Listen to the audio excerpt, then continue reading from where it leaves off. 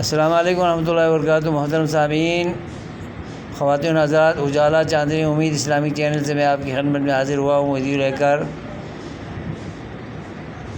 اس video میں سورہ بقرہ کی ابتدائی 4 آیتوں کے اندر دوسرا لفظ بتاؤں گا جس پر اللہ تبارک و تعالیٰ نے جس لفظ مفرد پر ال داخل کر کے استغراق کا، کل کا، تمام کا، جمیع کا معنی پیدا کر کے وحی نازل فرمائی ہے، وہ ہے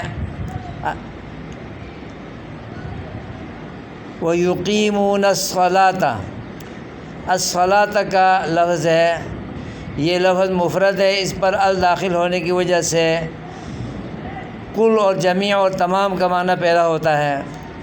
اس کا مطلب یہ ہے کہ متقین وہ لوگ ہیں جو تمام نمازوں پر، تمام پنجگانے نمازوں کو پابندی کے ساتھ ادا کرتے ہیں۔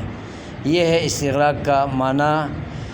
اس کا معنی یہ نہیں ہے کہ جو ایک نماز کو پڑھتے ہیں یا 2 کو پڑھتے ہیں یا چھوڑ کے پڑھتے ہیں یا جزوی طور پر پڑھتے ہیں، بلکہ پابندی کے ساتھ تمام نمازوں کو ادا کرتے ہیں، 5 کی 5 نمازوں کو روزانہ ادا کرتے ہیں۔